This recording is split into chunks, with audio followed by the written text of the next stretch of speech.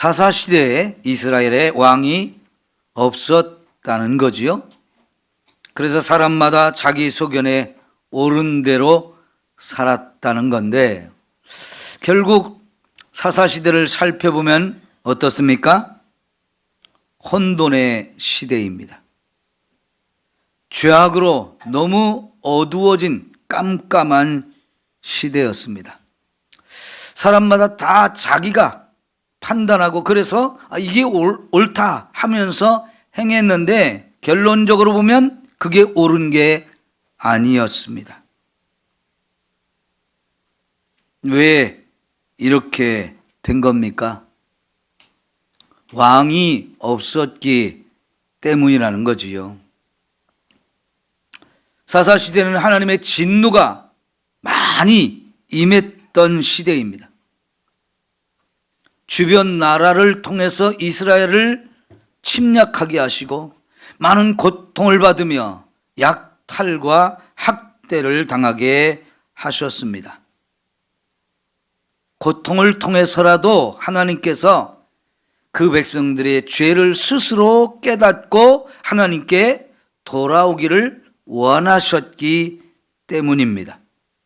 다시 말하면 하나님이 왕 되심을 인정하고 하나님께 돌아와서 하나님의 통치를 받게 하려는 것입니다. 그래서 사사들을 세워서 이스라엘을 구원해 주셨고 평화를 누리게 하셨죠. 하나님이 왕이 되시면 이렇게 평안을 누릴 수 있게 되었지만, 그러나 그 시간이 또 조금만 지나면 이스라엘은 또 하나님을 버리고 떠나서 죄악의 길로 달려갑니다. 이러한 삶을 계속해서 반복한 것이 사사 시대였던 거지요. 그러니까 여러분, 이 사사기는 마지막을 이렇게 왕이 없었기 때문에 이런 상황이 됐다는 걸 말하면서 우리에게는 왕이 필요하다는 것을 강조하고 있는 겁니다. 여기서 왕이 누구일까요? 우선 인간 왕을 말하는 겁니다. 왕정제도가 필요하다는 것을 역설하고 있는 거지요. 그러나 여러분, 세상의 왕정제도, 이 땅에 많은 나라들이 왕을 세우고 왕이 통치하도록 했지만 그 왕정제도에도 많은 문제가 있지 않습니까? 이제 이후에 성경에도 이스라엘이 왕정제도가 실행이 됩니다. 그러나 안타깝게도 정말 존경할 만한 왕은 몇 되지 않았어요. 성경에서는 많은 왕들이 악한 왕이라고 우리에게 가르쳐 줍니다. 성경이 그렇거든 세상의 왕들은 어떻겠습니까? 우리도 왕이 다스리던 시대가 있었습니다. TV에서 사극들이 많이 나오지 않아요? 그래서 대부분 보면 어떻습니까? 누구를 왕으로 세울 것인가를 놓고 신하들이 이렇게 패가 갈리고 저렇게 패가 갈려서 서로 얼마나 치고받고 싸움이 많았습니까? 그래서 일어난 비극적 사건들이 역사에는 너무나 많았어요. 왕정제도라는 것도 문제가 이렇게 많다는 이야기죠. 그러면 여기서 하나님께서 진정으로 말하는 왕은 누구일까요? 하나님이 우리의 왕이 되어진다는 것을 말씀하고 있는 것입니다. 그럼 여러분, 하나님이 왜 우리의 왕이십니까? 왜 하나님이 우리의 왕이셔요? 첫째는 하나님이 이 세상 모든 만물을 창조하셨기 때문입니다. 하나님이 창조하셨다면 그분이 이 세상 모든 것의 주인이시고 통치하시고 다스리시는 분이십니다. 그래서 하나님이 우리의 왕이 되어진다는 거예요. 두 번째는 하나님 우리의 왕이 되어주시는 이유는 저와 여러분을 죄 가운데서 구원해 주셨기 때문에 하나님이 우리의 왕이 되어 지는 겁니다. 여러분, 하나님이 이 세상의 모든 만물을 창조하시는 가운데 특별히 인간을 가장 특별하게 존귀하게 지어 주셨습니다. 인간에게만 하나님의 형상을 닮은 존재로 만들어 주셨죠. 그 하나님의 형상을 닮았다는 것이 우리를 가장 존귀하게 지었다는 뜻입니다. 그리고는 그 인간에게 하나님이 만드신 모든 만물을 맡겨주면서 하나님을 대신해서 인간이 대리 통치자가 되게 해 주신 겁니다. 그래서 모든 만물은 각자가 있는 자리에서 각자가 하나님을 찬송하고 각자가 하나님을 영화롭게 하도록 이렇게 하나님이 만드셨어요. 오늘 여기 꽃꽂이에 보면요, 이게 과일인지 뭔지 하여간 희한하게 생겼어요. 열매인데 보면요, 어떻게 보면 무슨 여우 머리처럼 생기기도 했죠. 예? 참 희한하게 만들어졌는데 지가 이렇게 되고 싶어서 됐나요? 나는 이런 모습이 좋으니까 이런 모습으로 될 거야. 그게 아니고 하나님이 처음부터 이렇게 만드셨어요. 그리고 보기에 너무 아름다우니까 여기 꽂히고 이 모든 것들을 여기 꽂아서 이 자리에서 저와 여러분의 마음을 기쁘게 하죠. 이걸 볼 때 기분이 좋죠. 하나님이 그렇게 만드셔서 자기 역할을 하고 있는 겁니다.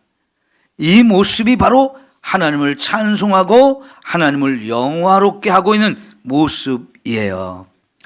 우리도 이 땅의 모든 만물 가운데 가장 존귀한 존재로 지어졌다면 우리 각자의 모습을 가지고 여러분 하나님을 마음껏 찬송하고 하나님께 영광을 돌릴 때 그것이 하나님이 우리를 지으신 목적을 따라 사는 삶인 것을 우리가 알 수 있습니다. 그런데 여러분, 인간은 아담과 하와 때부터 죄를 짓잖아요. 마귀가 아담과 하와를 유혹해서 이 선악과를 따먹을 때 뭐라고 말했냐면 네가 이걸 따먹으면 죽는 게 아니야. 하나님이 죽는다고 하는 말씀을 정면으로 부인합니다. 그리고 하나님이 하시지도 않은 이야기를 딱 갖다 속입니다. 네가 이것을 먹으면 하나님처럼 된다. 네가 하나님이 되는 거야 하면서 인간 스스로가 하나님이 될 수 있는 것처럼 속였습니다. 여러분, 놀랍게도 인간의 마음속에 그래 내가 하나님처럼 될 수 있다는 거 너무나 귀한 멋진 일이잖아요. 되고 싶은 거잖아요. 사탄은 그것을 우리에게 부추기면서 결국 선악과를 따먹게 만들었는데 생각해 보십시오. 하나님이 왕이신데 내가 하나님처럼 되고 싶다는 것, 피조물인 우리가 내가 하나님처럼 되고자 하는 이것은 하나님의 왕되심을 거부하고 내가 왕이 되겠다는 뜻이에요. 그래서 아까 사사기에 읽었던 그 시대에 하나님이 왕이 없었고 사람마다 자기 소견에 오른 대로 행했다는 것. 여기 보십시오. 자기 소견에 오른 대로 살았다는 것은요, 내가 스스로 왕이 되어서 내가 하고 싶은 대로 살았다는 뜻입니다. 하나님의 왕되심과 내가 왕이 돼서 내 마음대로 산다는 것은 동시에 성립될 수가 없습니다. 하나님만이 왕이시든지 아니면 내가 왕이 되든지 둘 중에 하나인데 이 두 가지가 같이 이루어질 수는 없는 거지요. 세상에서도 그러잖아요. 하늘의 태양은 하나다. 그러니까 왕도 한 명밖에 없는 거지 왕이 여러 명이 있을 수가 없다는 겁니다. 여러분, 죄가 이렇게 무서운 거예요. 죄는 하나님의 왕되심을 거역하고 하나님의 말씀에 불순종하면서 내가 하고 싶은 대로 살아가는 겁니다. 우리에게는 많은 욕심이 있어요. 우리에게 욕심 중에는 좋은 욕심도 있습니다. 식욕, 수면욕, 이런 것들은 다 필요한 욕심이에요. 그걸 안 하면 어떻게 됩니까? 먹지 않고 자지 않고 살 수 있는 사람은 없어요. 자줘야 되고 먹어줘야 하는 겁니다. 그 식욕이 있어서 땡긴다는 것은 참 감사한 거잖아요. 그런데 여러분, 그런 욕구가 여러 가지가 있는데 그 욕구는 적절하게 우리가 관리하고 통제하지 않으면 큰 사고가 일어나는 겁니다. 성욕이 아무리 일어나도 관리를 해야 되잖아요. 그걸 관리할 수 있도록 하나님은 결혼 제도를 만드시고 부부간에 즐기라고 하셨어요. 그 부부를 넘어서서 가지는 모든 성욕은 욕심을 제어하지 못해서 끔찍한 범죄가 일어나게 되어지는 것이죠. 명예욕 필요합니다. 권력욕 필요합니다. 그러나 그것이 지나치면 결국은 그것을 얻기 위해서 온갖 수단과 방법을 가리지 않고 이렇게 죄까지도 무서워하지 않고 범하기 때문에 세상에 수많은 비극이 일어나는 겁니다. 죄가 이렇게 하나님의 왕되심을 부인하고 그래서 하나님과 우리의 관계를 깨뜨리면서 내가 왕이 돼서 하나님 필요 없다고 생각하면서 살기 때문에 그렇게 살아가는 인생 더더욱 죄의 길로 빠지고 죽음의 길에 이르게 되는 것입니다. 여러분, 우리가 자라는 과정 속에서 10대 중반쯤 되면 사춘기가 많이 찾아오죠. 예전보다는 좀 더 일찍 요즘은 아이들이 사춘기가 찾아오는데 이 사춘기에 찾아오는 특징 중에 하나가 뭐냐면 인생에 대한 근본적인 질문을 하게 됩니다. 나는 누구일까? 여기서부터 시작해서 나는 어디서 와서 어디로 가는가? 죽음이란 건 뭘까? 인간은 왜 죽는 것일까? 죽은 다음에는 또 어떻게 되는 것인가? 죽음으로 끝이 나는가? 아니면 천국과 지옥이 있는가? 어떤 사람이 천국 가고 어떤 사람이 지옥에 가는가? 이런 질문들이 우리에게 많이 찾아오죠. 우리는 이 세상을 또 어떻게 살아가야 하는 것일까? 정말로 신은 있는가? 이런 많은 질문들을 하게 되어지는데 안타깝게도 이 세상에는 이런 질문을 제대로 답해 주는 것이 없습니다. 세상의 철학과 인문학은 이런 질문을 끊임없이 만들어냅니다. 계속해서 묻고 또 묻습니다. 거기에는 답이 없어요. 질문을 하는데 답이 없어요. 아니, 답을 제시한다고 해봤자 그것은 엉뚱한 답이고요. 잘못된 답을 제시해서 오히려 많은 사람들을 더 잘못된 길로 끌고 갑니다. 20세기 대표적인 철학이 실존주의와 허무주의입니다.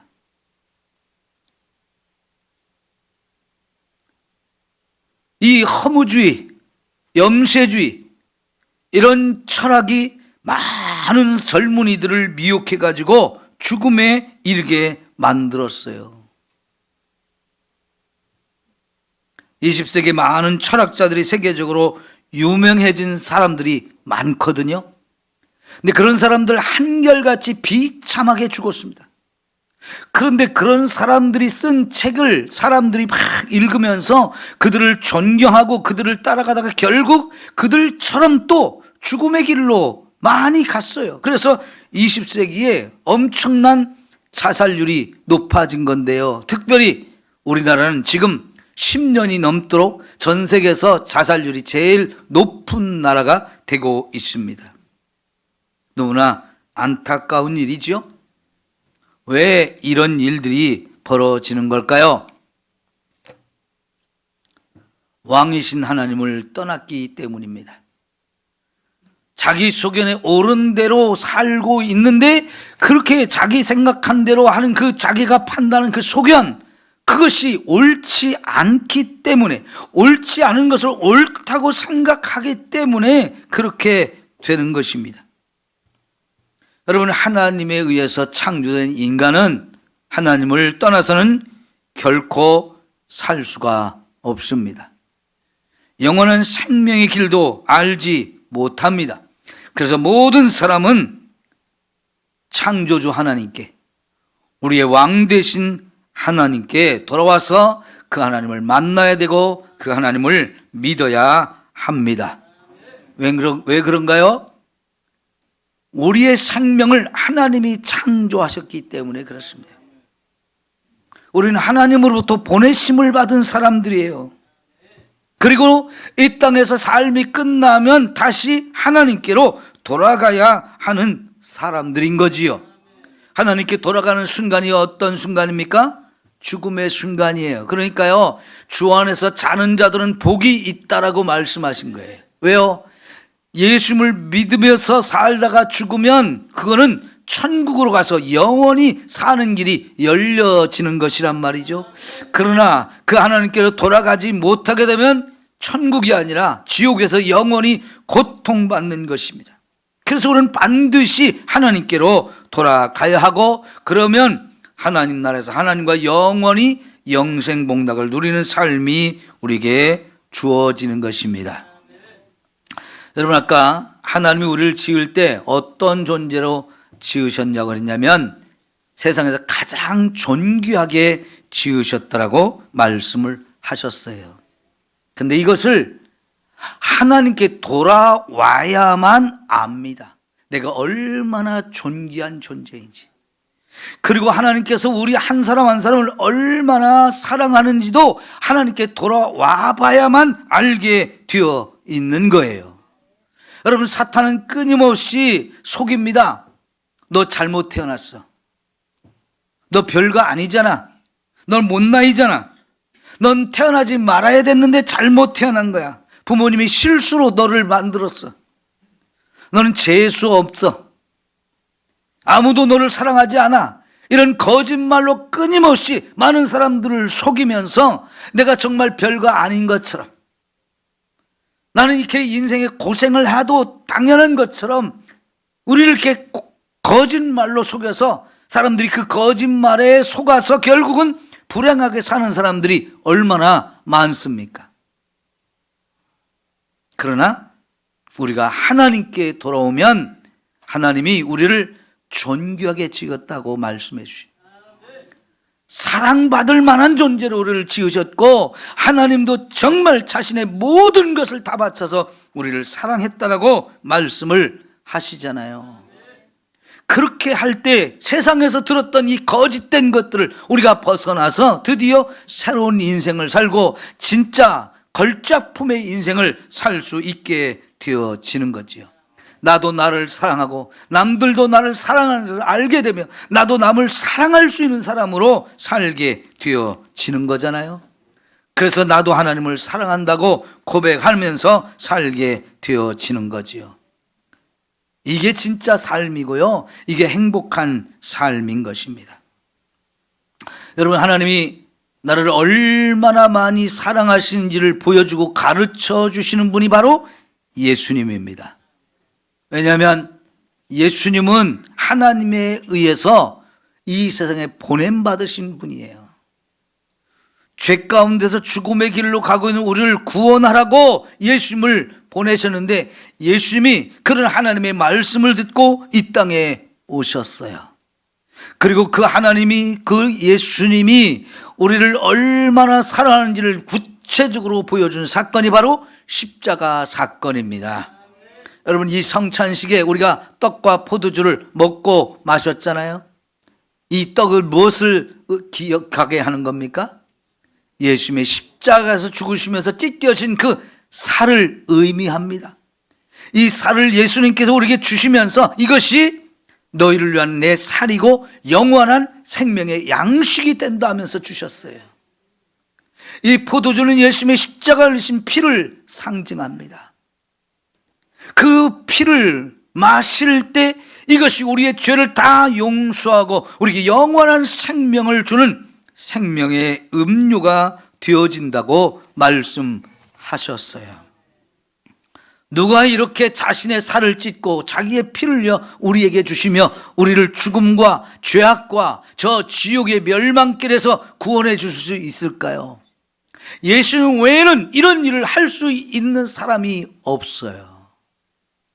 그런 일을 한 사람도 없고요.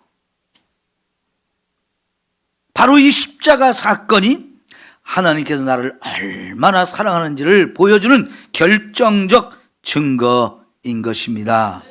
그래서 하나님이 나의 왕이라는 것을 우리는 믿어야 예수님이 믿어지는 것이고, 예수님을 믿으면 예수님도 나의 왕이고 하나님도 나의 왕이라는 것을 우리가 알게 되어집니다. 이 예수님이 저와 여러분을 천국으로 인도하셔서 그 천국에서 영원히 함께 살게 해 주시는 거지요. 예수님이 이 땅을 떠나시면서 성령 하나님을 우리에게 다시 보내주셨어요. 그 성령 하나님이 오셔서 하시는 일이 뭡니까? 저와 여러분을 가르쳐주고 깨닫게 하고 믿게 하고 인도하시고 지켜주는 역할을 지금도 계속하고 계시기 때문에 성령 하나님도 우리의 왕이 되십니다. 여러분, 이렇게 우리가 하나님을 나의 왕으로 섬기고 살 때 이제는 내 뜻대로 내 생각대로 살지 않게 되어집니다. 우리 하나님이 우리 왕이 아닐 때는 내가 왕 노릇하면서 내가 생각하는 대로 내가 원하는 대로 살면 된다라고 생각하며 살았던 것이 너무나 많았거든요. 그러나 이제 하나님을 나의 왕으로 모시고 사는 삶은 이제 내 뜻대로 내 생각대로 사는 게 아니고 하나님 뜻대로 하나님 말씀대로 사는 것을 의미합니다. 여러분, 그래서 우리가 하나님의 말씀을 잘 들어야 되는 것이고 그 말씀을 잘 배워서 말씀대로 사는 걸 훈련해서 결국 말씀대로 살아가는 저와 여러분의 삶이 되어져야 하는 것입니다. 그게 바로 하나님을 나의 왕으로 모시고 사는 길이고, 그렇게 살 때 진짜 하나님이 축복하는 삶이 되어지는 것이지요. 여러분, 한번 잘 생각해 보십시오. 하나님이 정말 나의 왕이십니까? 그럼 모두가 정말 예수님을 나의 왕으로 모셔드립니까? 성령님이 나의 왕이 되어지기를 원하십니까? 그러면 우리의 삶은 달라집니다. 이제 내 생각, 내 뜻대로 내가 원하는 대로 살면 된다던 것을 다 내려놓고 철저하게 하나님 말씀만 따라갈 수 있는 우리 모두가 되어지기를 축원합니다. 기도합시다.